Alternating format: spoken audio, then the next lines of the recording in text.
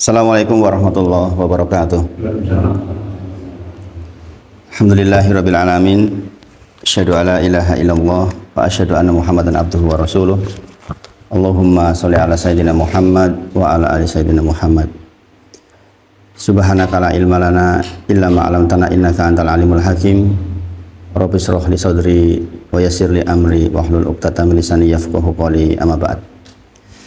Kita bersyukur kepada Allah atas nikmat iman, nikmat Islam, dan nikmat kesempatan kita bisa melaksanakan kegiatan yang insya Allah sangat dicintai oleh Allah dan Rasulnya. Mudah-mudahan sepanjang kajian kita Allah rahmati insya Allah ta'ala. Kita melanjutkan masih tentang kaifatus sholih, tentang bagaimana kita memperbaiki sholat kita insya Allah.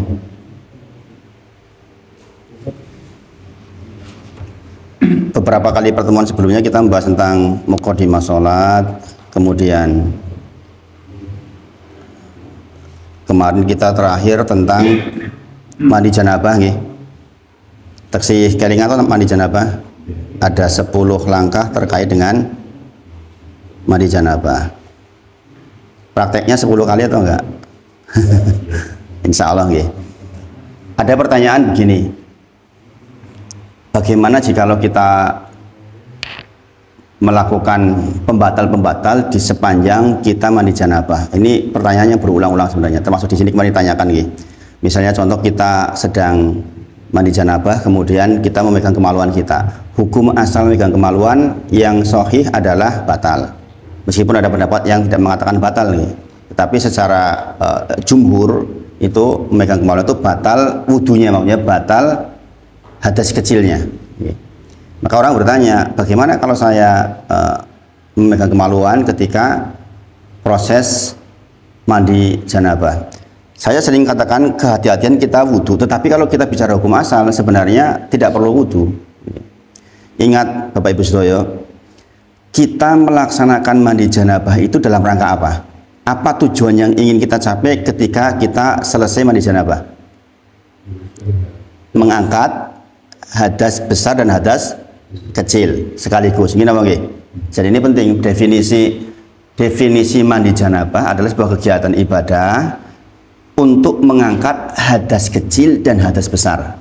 Nah, sekarang kita tahu mandi janabah kembali bagi menjadi dua yang syarat sah dan syarat sempurna.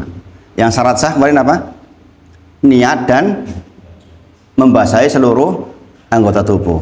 Berarti wudhu mboten niku?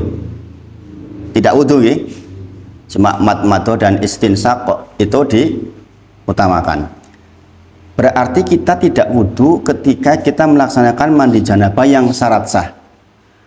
Baik yang mandi janabah syarat sah atau syarat sempurna, dua-duanya fungsinya sama, mengangkat hadas kecil dan hadas besar.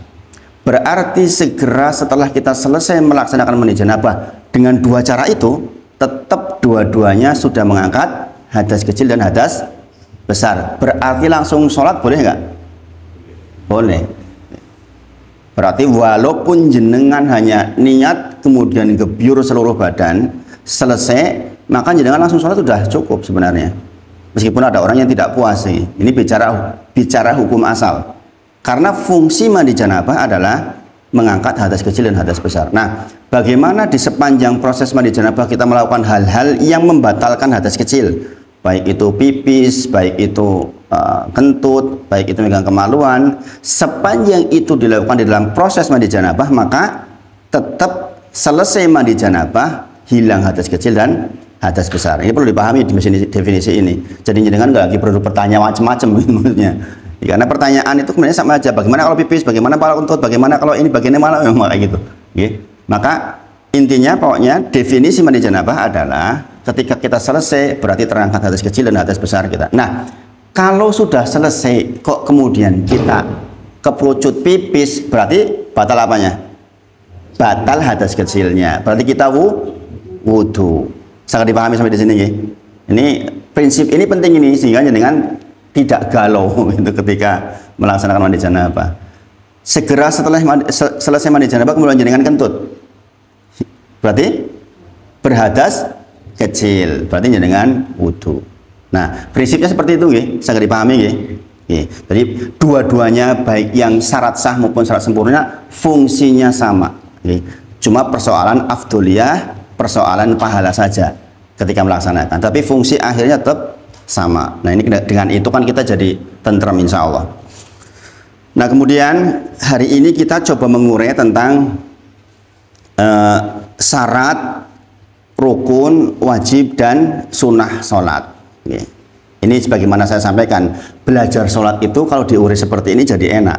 Ini saya yakin meskipun jenengan ribuan kali sholat, udah ribuan kali sholat, ketika diurai seperti ini akan lebih tentrem di dalam melaksanakannya. Karena saya yakin meskipun jenengan udah ribuan kali sholat itu disuruh menyebutkan, sebutkan masing-masing rukun sholat, mbak lali jenengan.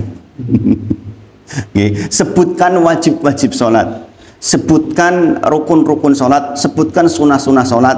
Itu kadang-kadang suka lupa kita. Nah, saya berharap dengan kita belajar seperti ini, mudah-mudahan jenengan lebih tentrem.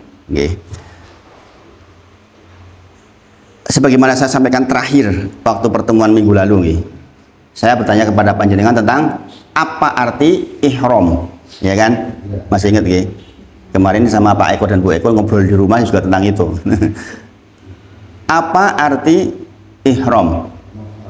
Mengharamkan. Berarti takbiratul ihram adalah takbir yang mengharamkan. Ini penting loh Bapak Ibu sedaya nih. Pengertian ini tuh penting banget. Supaya jenengan ridho, supaya jenengan khusyuk, supaya jenengan mantep sholatnya. Ya kan?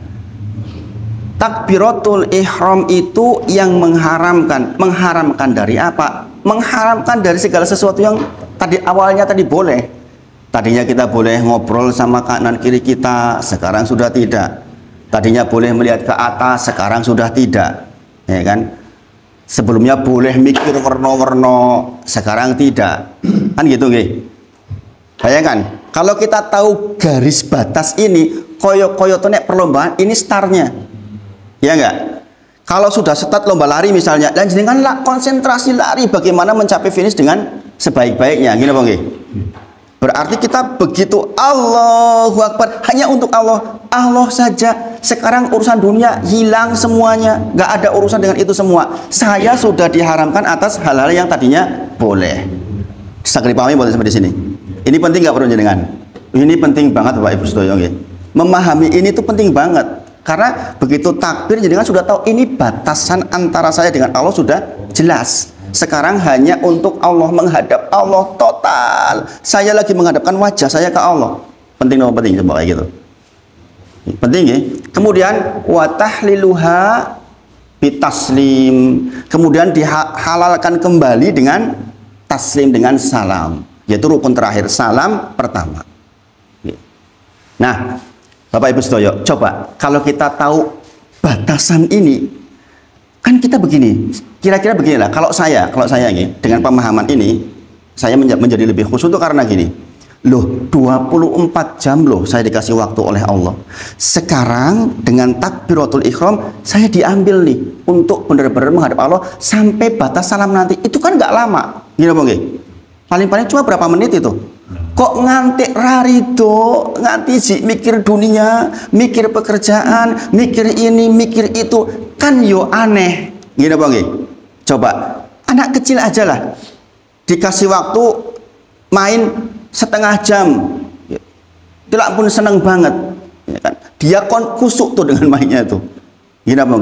Kita 24 jam hanya diambil tuh antara takbiratul ihram sampai salam 5 kali. Udah itu yang diwajibkan oleh Allah untuk kita. Kok ngantek rarido, bentuk rarido itu ya kusuk itu. Kalau kita ridho, ya Allah aku tuh sekarang udah menghadap engkau, kan tentrem. Itu maksudnya ya. Ini pemahaman, memahami definisi itu, ini fungsinya. Makanya kalau belajar fikih, belajar usul fikih itu mesti yang pertama bagaimana kita bisa mendefinisikan sesuatu itu. Karena dengan definisi itu kita akan lebih tentrem. Sekali dipahami sampai di sini. Terasa baru nggak jangan belajar sholat seperti ini? Terasa baru insya Allah.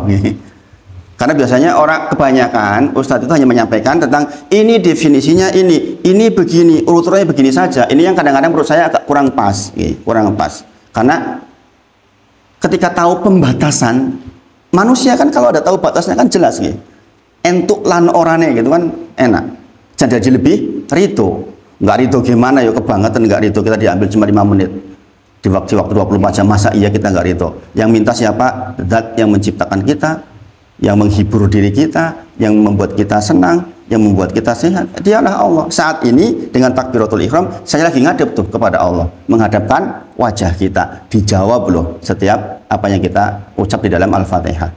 Bayangkan, kalau sampai nggak rito kan kebangetan. Nah, kita sekarang mengurai. Sebenarnya di dalam pembelajaran kitab bekal sholat itu, awalnya itu digerambiang dulu dari takbiratul ihram sampai salam diselesaikan dulu. Tetapi saya sekarang coba balik supaya lebih mudah dipahami oleh jenengan. Dulu ketika saya belajar itu modelnya digerambiang dulu, baru kemudian dipecah-pecah. Sekarang saya balik, saya pecah-pecah dulu, baru nanti jenengan terakhir itu disimpulkan. Kenapa? Karena sesungguhnya jenengan udah biasa tiap hari sholat, ya kan? Tanpa saya ajari pun sebenarnya jenengan sudah paham banget. Maka sekarang saya lebih menekankan kepada ureannya. Nah, mengurai sholat, sebagaimana saya pernah ceritakan ke jenengan, orang baca Quran itu Bapak Ibu Sedoyo, ketika jenengan baca, kalau di Iqra jilid 1, jilid 2, jilid 3 dan seterusnya. Kalau di Umi juga sama, jilid 1, 2, 3 sampai 6, kemudian Al-Quran, kemudian ada tajwid, ada gharib. Gini Bang, pernah dengar itu? Bicara tentang makhorijul huruf dan lain sebagainya di jilid, sampai kita bisa membaca Al-Quran. Setelah itu kita harus tahu hukum tajwid, ya kan? Hukum-hukum yang terkait dengan bacaan Al-Quran. Kemudian setelah itu kita juga harus tahu tentang hukum gharib. Gharib itu bacaan-bacaan khusus sekitar 40-an lebih di dalam Al-Quran yang nggak dibaca lazim. Contohnya yang terkenal adalah majreha. Majroha dibaca majreha, itu bacaan gharib. Atau bacaan saktah misalnya di dalam surah Al-Kahfi misalnya, Alhamdulillahilladzi anzala ala abdihil kitaba wa lam yaj'al lahu iwaja qayyima. Ada berhentinya nggak itu? Iwaja qayyima. Antara iwaja dan qayyima itu nggak boleh ambil nafas. Nah, itu dipelajari dalam Al-Quran. Iwaja qayyima, ada berhenti tapi nggak boleh ambil nafas. Maka kemudian kalau kita mau lanjut baru kemudian qayyimal liyundiroba dan seterusnya. Seperti itu dipelajari di dalam hukum-hukum dalam Al-Quran. Nah, target terakhir dari pembelajaran anak itu adalah bisa mengurai bacaan itu. Maka kita sholat pun kita harus bisa mengurai satu persatunya, sehingga setiap ucapan kita, gerakan kita tuh konsentrasi kepada Allah. Anak yang sudah tahu ilmu baca Al-Quran Bapak Ibu Sedoyo, ketika baca Alhamdulillahi Rabbil Alamin, dia tahu di situ tuh lamnya lam apa, alifnya alif apa, haknya hak apa. Kemudian di situ ada hukum tajwid apa, kapan dia dengung, ini matnya berapa, panjang pendek berapa. Dia tuh udah jalan di sini tuh yang sudah belajar. Contoh misalnya Abdullah sudah ke sini. Coba Abdullah ure Alhamdulillahirabbil alamin. Dia akan mengurai. Ini ada hukum ini ada hukum ini, ada hukum muter. Itu kan konsentrasi dia bacanya. Maka demikian juga ibadah-ibadah yang lain. Kalau kita bisa mengurai satu persatunya, nggak sempat tuh mikir yang lain-lain. Takbir Allahu Akbar. Oh, di dalam takbir itu perintahnya begini. Allah maunya begini kan gitu. Nah, ini keunggulan dari mempelajari dengan diure. Apa yang diure setidaknya ada 5 nih. Tapi yang saya sampaikan utama 4 karena yang makruh itu banyak banget ya. Yaitu yang pertama syarat sahnya sholat. Sholat akan menjadi sah jikalau memenuhi syarat-syarat ini. Yang kedua adalah rukun-rukun sholat. Yang ketiga kita mempelajari tentang wajib sholat. Jenengan jangan kaget jikalau ada yang berpendapat bahwa rukun dan wajib sama saja, tapi yang di sini saya pisahkan, karena ini menimbulkan hukum yang berbeda. Kemudian sunnah sholat. Yang terakhir adalah hal-hal yang makruh di dalam sholat. Jadi 5 bagian ini, syarat, rukun, wajib, sunnah, makruh. Nggih. Nah, ini kita urai sekarang, nggih.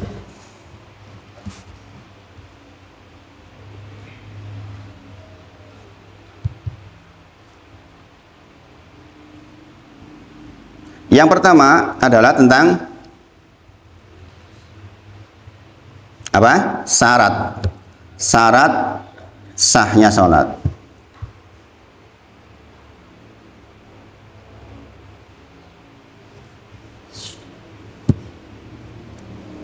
Syarat sahnya sholat, Bapak Ibu sedaya, untuk mempermudah, saya bagi menjadi dua, yaitu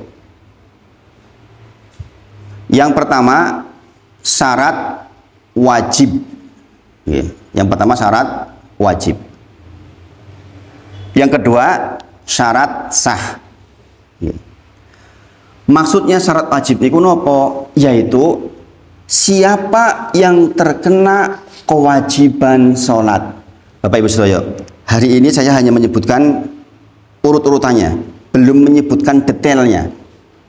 Jadi nanti di minggu-minggu berikutnya insya Allah saya sebutkan detailnya. Maksudnya masing-masing bagian itu akan saya terangkan detailnya. Syarat wajib yaitu siapa yang terkena kewajiban sholat, ada tiga. Yang pertama adalah dia orang Islam, dia muslim, punya asyhadu alla ilaha illallah wa asyhadu anna muhammadan abduhu wa rasuluh. Kemudian yang kedua akil. Akil itu berakal, mboten edan. Kita tahu nggih, pena diangkat dari tiga golongan. Di antaranya adalah diangkat dari orang yang tidak berakal. Kemudian yang ketiga baligh. Dia sudah mumayyiz. Itu syarat wajib. Nah, saya sedikit kasih bocoran tentang di sini. Misalnya tentang detail tentang Islam. Berarti kita harus mempelajari tentang hal-hal yang membatalkan keislaman seseorang. Ini di kitab, di pondok-pondok ada kitab tipis membahas tentang 10 pembatal keislaman seseorang. Ini orang-orang yang tidak paham takut banget belajar ini. Tentang 10 pembatal keislaman seseorang. Pembatal keislaman seseorang itu nggak hanya 10, tapi yang dibahas sebagai bagian pokok itu 10 itu biasanya. Nanti insya Allah kita bisa belajar. Nah, terus siapa yang berkewajiban? Orang Islam. Sekarang pertanyaannya, bagaimana orang non muslim? Punya kewajiban bukan? Tidak. Sekarang orang Islam punya kewajiban melaksanakan sholat. Kalau nggak melaksanakan dosa bukan? Dosa. Dosa nggih? Dosa. Bayangkan orang Islam saja tidak melaksanakan ibadah sholat itu dosa. Orang non muslim tidak sholat dosa nggak? Dosa. Dosa. Bayangkan sudah mah nggak diwajibkan, nggak disuruh, nek ora melaksanakan tetap dosa. Subhanallah. Berarti nanti mereka tuh di sana ada siksa karena tidak sholat. Bayangin. Betapa tidak adilnya Allah kalau orang Islam dihukum goro-goro ora sholat, kok wong sing non muslim ora dihukum. Lah kebangetan. Gini apa nggih? Gini apa nggih? Ini masya Allah Bapak Ibu sekalian. Makanya kita tuh bersyukur jadi orang Islam, masya Allah. Kegiatan kita terpakai. Sering tuh jenengan mendengar orang-orang ateis mengatakan, "Loh, bagaimana mungkin wong kayak wong apik, banyak sedekahnya, menolong banyak orang, bermanfaat bagi banyak orang, menciptakan pesawat, menciptakan mobil yang jenengan pakai manfaatnya, kok iso-iso nih masuk neraka jahanam?" Pernah dengar seperti itu? Ya, Mahatma Gandhi itu kurang baik apa? Hidupnya sederhana, berbuat baik, menolong banyak orang, masuk neraka jahanam. Kenapa? Karena dia tidak Islam. Karena dia tidak Islam. Karena tidak punya asyhadu alla ilaha illallah. Maka hukum-hukum yang diwajibkan atas orang Islam yang jika ditinggalkan maka kemudian kita dapat dosa, demikian juga orang non muslim. Makanya tahu ini kita bersyukur nggak? Bersyukur banget toh. Bersyukurnya kita ditakdir oleh Allah jadi orang Islam. Kemudian yang kedua tadi adalah syarat sah. Jadi syarat wajib, syarat sah. Syarat sah maksudnya adalah sholat tidak sah kecuali sebelum sholat terpenuhi syarat-syarat ini. Jadi sholat kita nggak akan sah kecuali terpenuhi syarat-syarat ini. Maka sholat itu juga butuh persiapan, butuh waktu, butuh effort. Bahkan kalau jenengan melihat kemarin Coach Stephen itu mengatakan, saya itu hidup ya untuk sholat. Padahal bisnisnya keren banget kan, berkembang sangat mantap. Kafenya dia namanya kafe apa itu? Minum sepuasnya, bayar seikhlasnya kan itu. Ada 19 cabang di Indonesia, 12 cabang di Amerika. Istri anaknya ditinggalkan dalam kondisi tentrem.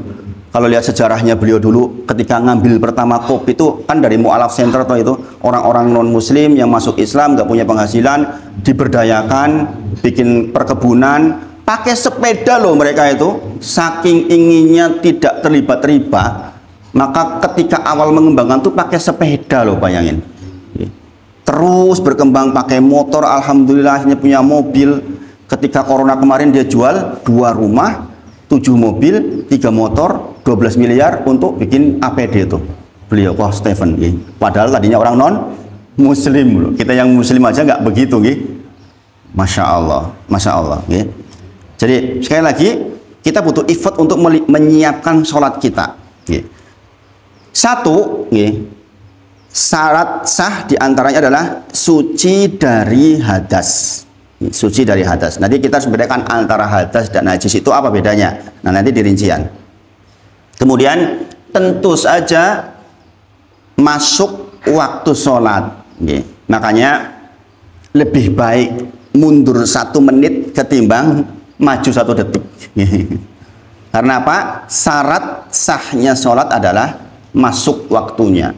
Di Masjid Gunung Sempu itu, saya subuh di rumah kayak tadi. Yang tadi kan saya subuh di masjid rumahnya tadi. Saya datang ke Masjid Gunung Sempu, saya ke sana masih dapat sholat lagi. Kalau saya mau ikut sholat lagi baru udah berstatus sholat sunnah. Jadi di sana itu waktunya dengan yang lain digeser sekitar plus minus 12 menit. Kalau pagi dari tempat saya ke sini itu plus minus 10 menit, ngebut gitu. 10 menit sampai. Makanya jedanya nggak lama banget. Jadi ingat masuk waktu sholat, maka tiang ingkang ibadah azan itu harus tahu persis persoalan ini. Makanya saya ke Abdul itu, kan Abdul sering adzan. Abdullah, meskipun sudah titit, tunggu masjid sebelah adzan dulu. Pikir cacili, masalahnya khawatir mendahului. Itu biasanya saya gitu kan. Karena apa? Ini menjadi syarat sahnya. Kemudian yang ketiga adalah menutup aurat. Tentu saja kita harus belajar lagi nanti tentang mana aurat laki-laki, mana aurat perempuan, mana yang disetujui secara jumhur, mana yang ada sebagian yang jumhur setuju aja yang tidak. Misalnya masalah ini, kemudian bagaimana kita menetapkan aurat, bagaimana aurat di dalam sholat. Nanti kita pelajari satu persatu. Kemudian yang keempat adalah suci dari najis. Tadi yang pertama apa? Suci dari hadas. Sekarang suci dari najis. Kemudian yang kelima, menghadap kiblat dan niat. Jadi niat itu dimasukkan di dalam syarat sahnya sholat. Sholat tidak sah kecuali kita sudah niat. Kita sudah belajar nih, fungsi niat setidaknya ada 3. Napa mawon? Innamal a'malu binniyat wa innama likulli imri'im ma nawa. Nah, di situ niat di situ terkait dengan amal, maka fungsinya 3. Yang pertama kemarin apa? Membedakan antara ibadah dan kebiasaan, membedakan antara ibadah dengan adat. Podo-podo adus, gara-gara niat, satunya menjadi mandi janabah, satunya mandi biasa. Podo-podo 2 rakaat, satunya qobliyat subuh, satunya sholat subuh. Tidak bisa saling menggantikan. Ini kula podo mawon, jenengan sholat qobliyat subuh dengan subuh lah, jenengan saged bacaannya sama, pilihan suratannya sama, tapi itu menjadi berbeda karena faktor niat. Menggunakan fungsi niat yang pertama, yaitu membedakan antara ibadah dan bukan ibadah. Fungsi niat yang kedua apa? Membedakan antara satu ibadah dengan ibadah lainnya. Tadi sholat qobliyah subuh dengan sholat subuh, bedanya adalah dengan niatnya. Kemudian yang ketiga ini yang pokok banget, yang mempengaruhi diterima dan tidaknya amal kita adalah Fungsi niat yang ketiga yaitu orientasi ibadah kita untuk siapa? Untuk Allah atau untuk riya? Untuk Allah atau untuk dipuji? Untuk Allah atau sekedar karena rapenak karo tonggo? Untuk Allah atau karena grup-grup aku seneng nek sama wong rame-rame iki seneng. Kan gitu. Nah, tiga ini diingat-ingat. Karena apa? Sekali lagi, niat itu bisa merubah yang besar menjadi kecil, yang kecil menjadi besar. Bahkan niat bisa merubah amalan yang besar, malah justru bisa nyeret ke neraka jahanam gara-gara niat. Podo sedekah 1 miliar, tapi satunya benar-benar mengangkat ke surga, yang satunya bisa nyeret ke neraka jahanam. Sama loh itu. Dohirnya sama, orang melihatnya sama. Dua orang maju ketika terjadi lelang dalam rangka untuk mengangkat keluarga orang miskin misalnya, satu kasih 1 juta, satu kasih 1 juta, tapi dua orang ini dibedakan dari niatnya. Bayangkan, bahkan kita tahu pemantik neraka jahanam itu dari 3 amalan besar. Jadi dengan masih ingat hadisnya tentang bagaimana Muawiyah radhiyallahu anhu sampai pingsan gara-gara mendengar hadis ini, padahal beliau sekretarisnya Nabi loh, masya Allah. Gara-gara mendengar seorang dermawan seorang yang suka sedekah ingin dianggap dermawan, seorang yang berjihad ingin dianggap sebagai pemberani, seorang yang belajar ingin dianggap sebagai qori atau orang pinter lah. Ini tiga-tiganya keliru di niat, padahal ini amalan utama semua. Jihad, bayangin resikonya mati, tapi inilah justru yang digeret, bahasa hadisnya itu digeret mukanya Pak, neraka jahanam itu, saking dihinakannya. Kenapa? Dia ibadah kok bukan untuk Allah, itu maksudnya, maka dihinakan sedemikian rupa. Makanya persoalan niat itu menjadi sangat penting. Nah, itu tentang syarat untuk sholat kita. Nah, sekarang kalau didefinisikan apa syarat itu? Saya terangkan definisinya. Mudah-mudahan jangan nggak belibet ini, saya kasih contohnya nanti. Definisi syarat adalah perkara yang keberadaan suatu hukum tergantung dengannya. Belibet bukan?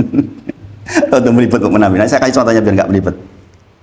Jika ia tidak ada, maka pasti tidak ada hukum. Namun adanya hal tersebut tidak mengharuskan adanya hukum. Contohnya begini, contoh wudhu.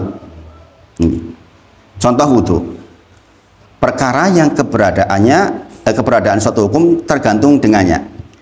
Hukum sholat bergantung dengan adanya wudhu. Gini apa nggih? Nek ra ono wudhu berarti ora iso sholat. Paham sampai di sini? Paham nggih? Tapi sebaliknya, nek ono wudhu harus ada sholat nggak? Tidak, itu maksudnya definisinya. Kalau udah dikasih contohnya jadi paham toh? Jadi paham. Berarti kita bisa saja kita wudhu karena memang kebiasaan kita wudhu. Menjaga wudhu, ada orang yang menjaga wudhunya, masya Allah. Kentut wudhu, batal wudhu, itu ada yang orang seperti ini. Saya punya temannya seperti ini, dan sekarang jadi orang sukses, masya Allah. Kemudian ada orang yang wudhu dalam rangka untuk menjelang tidur, itu juga sunnah kan? Gitu. Maka sekali lagi, sebuah perkara yang keberadaan suatu hukum bergantung kepadanya, itu adalah syarat sahnya sholat. Syarat sholat. Sampai di sini saya dipahami nggih? Saya terlalu cepat nggak? Betul nggih? Insya Allah. Kemudian yang kedua sekarang, rukun sholat. Ini pembahasannya nanti step by step nggih Pak nggih. Ini tadi saya baru sebutin urut-urutannya. Nanti masing-masingnya dijelaskan. Nggih. Rukun sholat sekarang. Rukun secara bahasa artinya adalah tiang atau sendi. Kebayang nggak? Kalau rumah nggak ada tiangnya bagaimana? Bubar, rubuh. Rukun juga bisa disebut sebagai sesuatu yang paling kuat dari sesuatu. Sesuatu misalnya sesuatunya adalah rumah. Maka yang paling kuat di bagian rumah itulah yang namanya rukun. Tiang, sendi. Jadi rukun sholat berarti sendi-sendinya tiangnya sholat. Para ulama menyebutkan rukun juga berarti bagian mendasar dari sesuatu tersebut. Yang paling pokok dari sesuatu itu. Di sini di dalam kitabnya disebut rukun sholat karena seperti halnya bangunan memiliki tiang atau penguat, maka sholat juga memiliki tiang atau yang menguatkannya yang tak mampu berdiri kecuali dengan hal itu. Sekali lagi, tak mampu berdiri kecuali dengan adanya itu. Itu rukun. Jadi kalau kita ditanya apa sih maknanya rukun, maka adalah setiap perkataan atau perbuatan yang akan membentuk hakikat sholat itu sendiri. Setiap perkataan atau perbuatan yang membentuk hakikat sholat. Jika salah satu rukun tidak ada, maka sholat pun tidak akan sah secara syar'i. Jadi yang akan kita sebutkan ini Bapak Ibu Sedoyo adalah bagian dimana kalau hilang satu saja maka mboten sah sholat kita, baik itu tidak adanya karena disengaja ataupun tidak disengaja. Sangat dipahami sampai di sini. Jadi rukun itu tiangnya sholat, keberadaannya harus ada semuanya tak terkecuali. Jikalau tidak ada karena sengaja maupun tidak sengaja, syarat sholat kita menjadi tidak sah. Makanya memahami rukun menjadi sangat penting. Yang pertama, berdiri bagi yang mampu. Di Miftahul di Al-Fajar saya ditanya karena ada yang sholatnya selalu duduk. Menurut yang bertanya, ini sebenarnya orang mampu berdiri. Bagaimana nasib sholatnya? Kan? Itu penting sekali. Jadi sepanjang kita mampu berdiri secara syar'i, maka kita tidak mendapatkan udzur syar'i untuk duduk. Walaupun mungkin setelah berdiri takbiratul ihram kita duduk. Tapi di antara rukun sholat adalah pertama berdiri. Berdiri tegak. Bagi yang tentu meskipun ada keterangan bagi yang mampu, tapi bagi yang mampu ini keterangannya panjang sekali. Itu yang pertama. Nanti saya jelaskan, nanti di minggu-minggu berikutnya kita jelaskan masing-masingnya. Itu maksudnya berdiri yang bagaimana. Contohnya misalnya, apa sih definisi berdiri? Seperti ini misalnya. Ini dikatakan berdiri jikalau ada sesuatu di sampingnya begini misalnya. Di sampingnya pergi itu dia tetap berdiri, namanya berdiri. Misalnya orang sholat di samping tembok, tembok digeser kira-kira rubuh. Nah berdiri itu nggak boleh, begini itu nggak boleh. Orang lungo tibo itu nggak boleh, namanya bukan berdiri. Berarti kita bersandar dalam sholat itu nggak boleh. Maka itu berdiri. Ini untuk apa? Untuk sholat fardu, tidak untuk sholat sunnah. Sholat sunnah tidak berdiri tidak apa-apa. Nanti saya terangkan maksudnya. Kemudian rukun yang kedua adalah takbiratul ihram. Takbiratul ihram. Jadi sholat rasah nek ora ono takbiratul ihram, dan ini harus dilafalkan. Allahu Akbar. Nanti saya terangkan minggu depan insya Allah. Bertahap nanti mungkin satu pertemuan bisa jadi hanya membahas dua rukun. Karena nanti kita sebutkan semua hadis-hadisnya, hadis pendukungnya. Kemudian yang ketiga adalah membaca Al-Fatihah. Nah di bagian ini yang sangat-sangat urgent, setiap kaum muslimin likuli, berarti tiap-tiap muslim harus bisa. Sekarang pertanyaannya, nek ra iso tenan mau mu'alaf lebih masuk Islam, bagaimana nasibnya? Maka dia boleh dengan apa yang dia bisa. Al-Fatihahnya diganti dengan subhanallah tok ento. Bahkan nek ora subhanallah ora iso, dengan Allah tok cukup. Gitu. Ini berlaku bagi orang yang baru masuk Islam. Lah sudah langsung punya kewajiban sholat. Piye carane sholat? Orang ngerti baca boro-boro Al-Fatihah.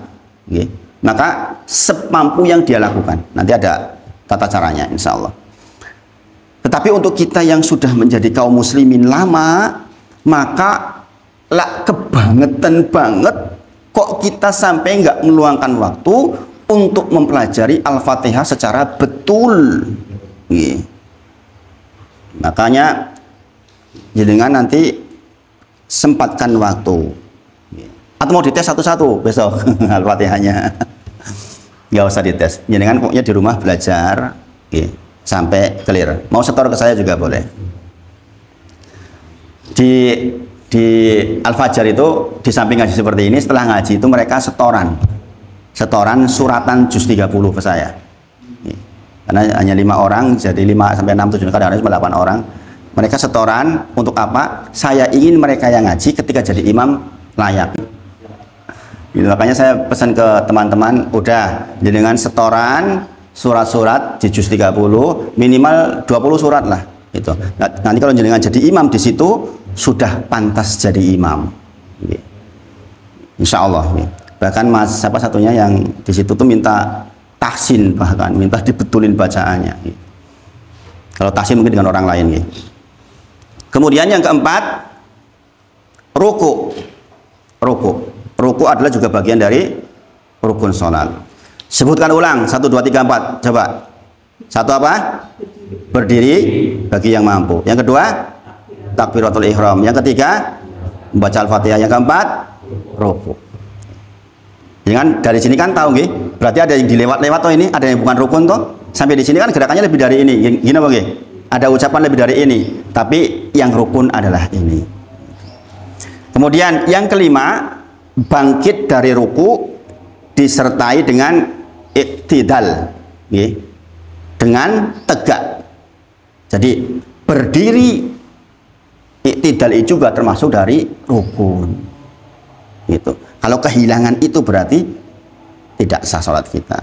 Nanti juga diterangkan masing-masing hadisnya insya Allah.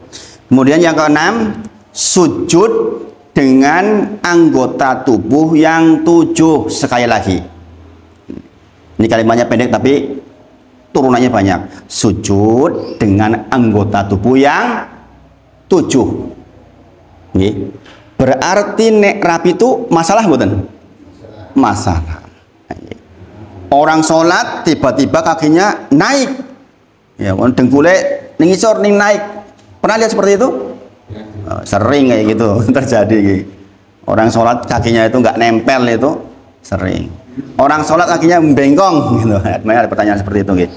Nanti kita bahas insya Allah. Jadi yang anggota 7 yang 7 ini harus ikut di dalam. Napa mawon yang 7 itu? Napa mawon? Ini kedua tangan, ini dan kedua kaki. Berarti itu harus ikut sujud itu. Harus ikut sujud karena rukunya adalah sujud dengan anggota tubuh yang 7. Kita tidak bicara orang yang sholatnya masih jelek nih. Misalnya memang orang benar-benar nggak ngerti tentang kaifatus sholi, tidak ngerti fikih sholat, kok isi keliru, itu bukan jadi standar. Namanya ketidaktahuan itu lain dengan pembelajaran. Sangat dipahami sampai di sini. Misalnya gini, kita nggak menghukumi orang, misalnya ada orang tua nggak pernah belajar, isi keliru ya. Jenengan rasa orang ditompo sholatnya, jangan begitu. Nggak begitu maksudnya. Ini kita belajar untuk menghilangkan kejahilan kita, bukan untuk menghukumi orang lain, Bapak Ibu saya. Ingat, belajar dengan saya itu bukan dalam rangka untuk mendebat orang lain, bukan dalam rangka untuk menyalahkan orang lain, bukan. Kita tujuannya sebagaimana Imam Ahmad rahimahullah ta'ala menyampaikan, tujuan belajarmu yang betul agar dapat rahmat adalah menghilangkan kejahilan kita sendiri. Dan dengan itu kita yang kedua apa? Makin tawaduk tuh. Hasil belajar yang betul menurut Imam Ahmad seperti itu. Jadi kalau kita belajar kemudian kok kita malah menjadi pendebat rono-rono nggak nyalah-nyalahin, jadi masalah itu. Kemudian yang yang ketujuh adalah bangkit dari sujud. Itu juga rukun sholat. Yang kedelapan, duduk di antara dua sujud. Kita ucapannya adalah Robbik firli dan seterusnya itu. Kalau hadisnya dikatakan ada yang Robbik firli tetap cukup. Maka duduk di antara dua sujud juga adalah rukun sholat kita. Itu nomor berapa? Nomor 8. Kita ulang sekarang. Satu tadi apa?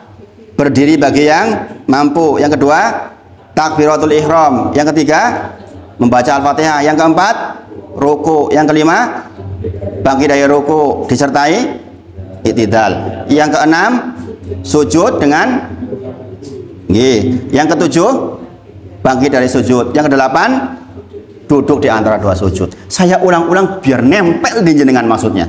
Meskipun jenengan sudah tiap hari mengurek itu harus begini caranya, Bapak Ibu sedaya. Jadi kalau saya ditanya jenengan cara menghafal Quran bagaimana, jenengan cara memahami sebuah ilmu bagaimana, diulang-ulang, nggak ada cara lain. Saya kalau lagi ngapal ayat baru, saya baca nggak 20 kali, bisa 100 kali Bapak Ibu sedaya. Satu ayat saya ulang-ulang sampai 100 kali, sampai hafal bibir.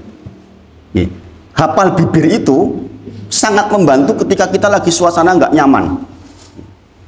Contoh, tiba-tiba ditunjuk jadi imam di tempat yang sangat banyak. Wong sing ngapal tiba-tiba bisa hilang seketika, Bapak Ibu Saudara, jangan perlu paham itu.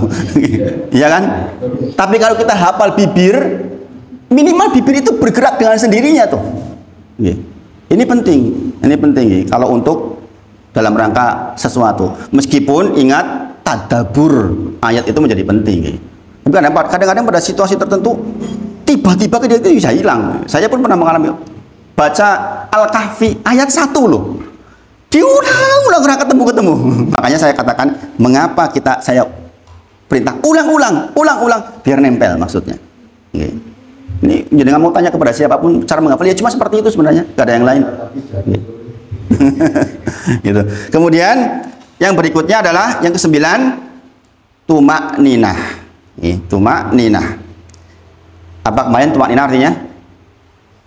Tenang sesaat setelah harokah. Tenang sesaat setelah bergerak, yaitu bergerak pindah dari satu rukun ke rukun yang lain. Tumak ninah ini berlaku di seluruh rukun sholat kita.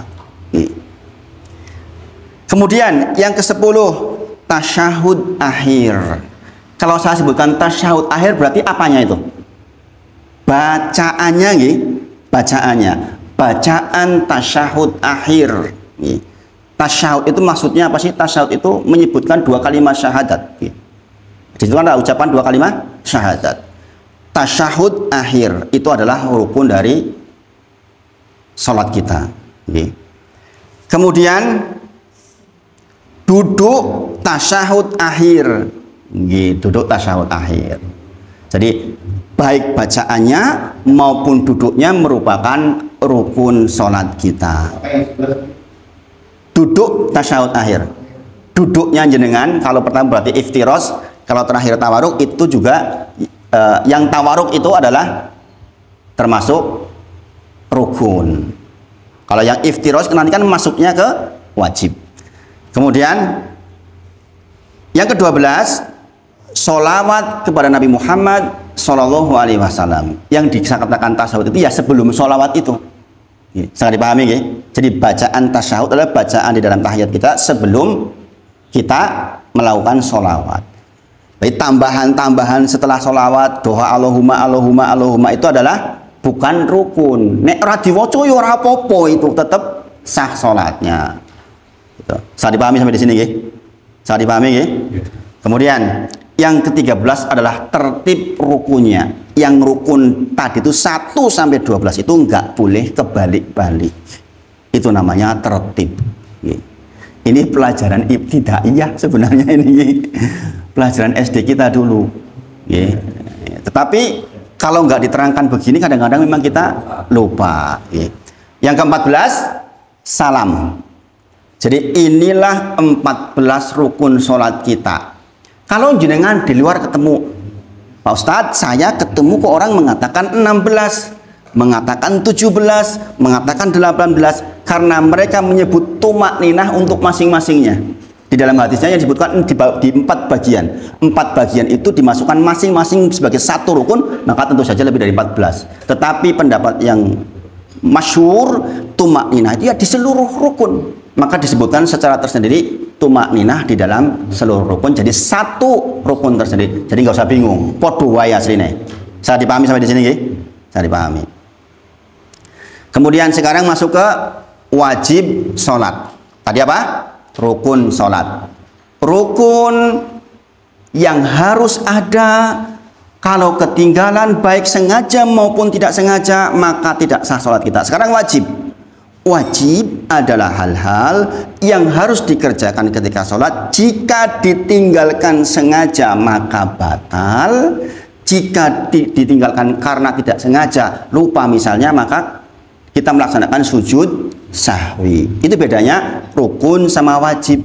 Sebagian mazhab mengatakan rukun dan wajib kadang-kadang disamakan. Kadang-kadang disamakan. Kita lebih mengambil dalil yang lebih mudah untuk kita amalkan, mentarjih dalil. Wajib sholat, sekali lagi apa? Adalah hal-hal yang kita lakukan di dalam sholat, baik yang jikalau ditinggalkan secara sengaja maka batal. Jikalau ditinggalkan tidak sengaja, maka kita melakukan sujud syahwi. Di antara yang wajib, yang pertama adalah takbir intikal. Intikal artinya apa? Kalau ihram kan yang mengharamkan, intikal perpindahan. Takbir perpindahan. Intikal. Inti pakai qaf. Intikal. Pakai ki. Takbir intikal, yaitu takbir perpindahan dari satu rukun ke rukun berikutnya. Contohnya takbir ketika hendak ruku, takbir ketika hendak sujud. Kalau saya bilang takbir berarti itu apanya? Ucapannya Allahu Akbarnya maksudnya. Itu kalau jenengan tinggal dengan sengaja karena ini wajib berarti batal. Ning nek lali tenan jenengan orang Allahu Akbar udah turun, itu jenengan sujud sahwi. Jadi takbir intikal itu masuk di dalam wajib sholat. Takbir ketika bangkit dari sujud, takbir ketika jenengan habis tasyahud awal mau berdiri, itu takbir intikal namanya. Takbir perpindahan. Tapi banyak makmum itu jarang melakukan. Iya. Nanti dibahas di rinciannya. Ini baru belajar dasarnya. Nanti bagaimana kaifa tusoli di dalam berjamaah. Nanti ada pembelajarannya, Pak. Sabar. Pokoknya sekarang bisa lakukan dulu aja. Tidak berlaku hukum bagi yang belum paham. Gitu. Jadi kan pokoknya yang sekarang tentrem aja. Yang sudah biasa jadi lakukan tentrem aja. Nanti ketika sudah selesai pembelajaran baru nanti akan tahu. Oh, untung saya belajar lagi sholat ya. Gitu maksudnya. Itu maksudnya. Yang jenengan tahu sekarang insya Allah sudah sah sholatnya. Kemudian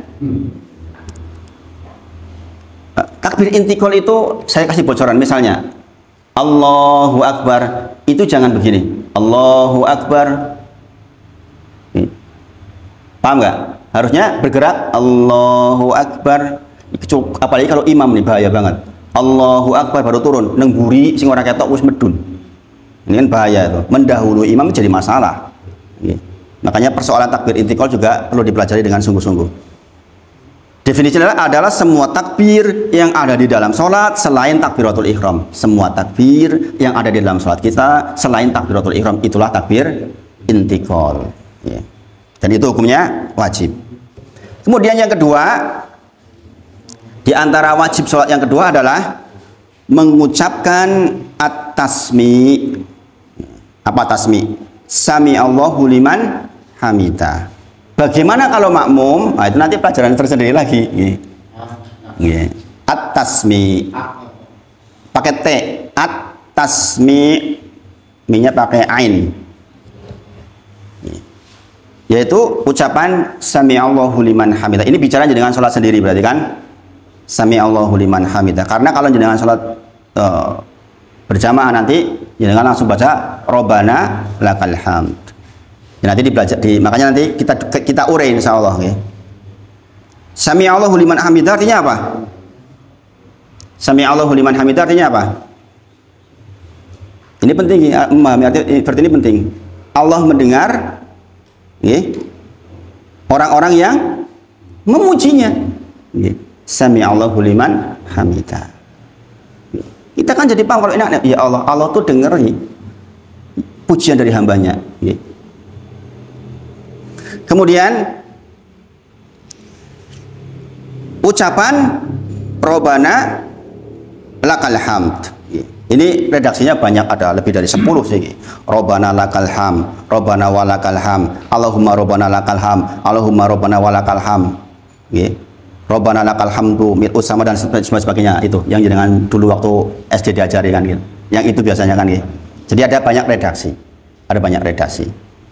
Itu termasuk wajib di dalam sholat kita. Kemudian yang ketiga, mengucapkan at-tasbih. Yang ketiga, Pak.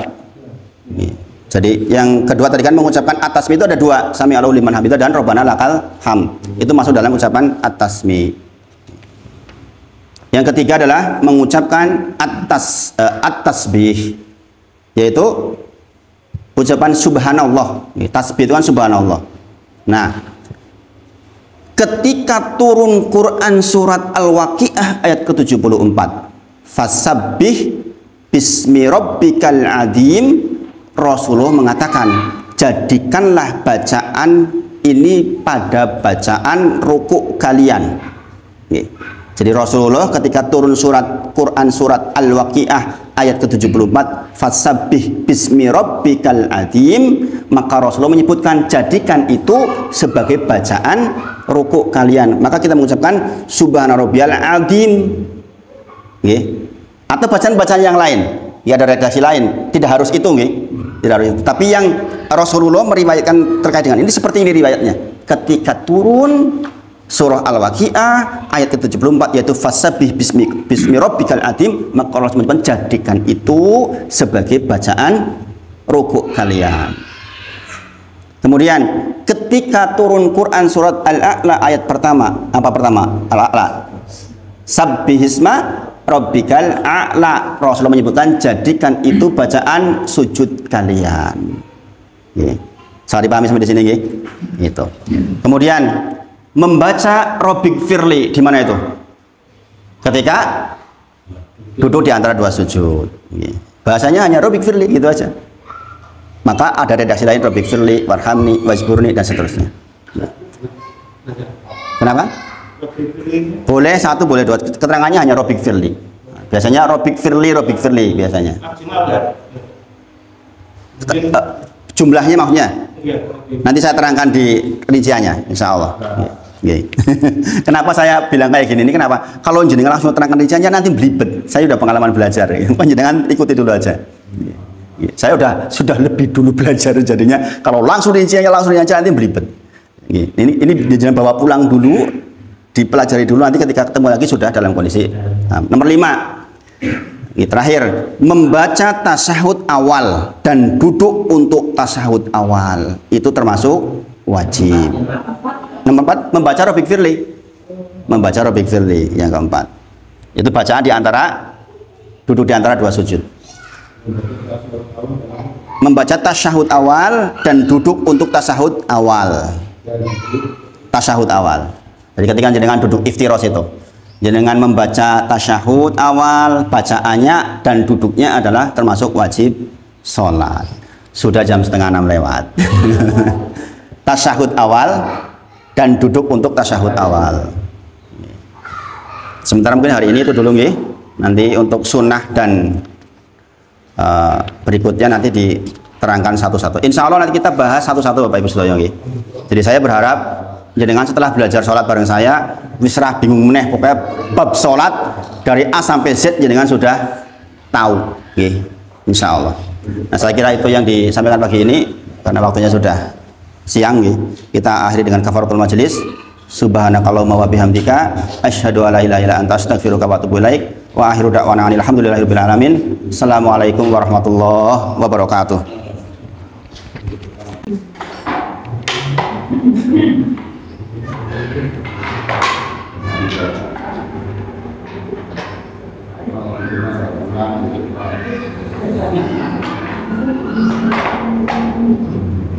Pak Zubair.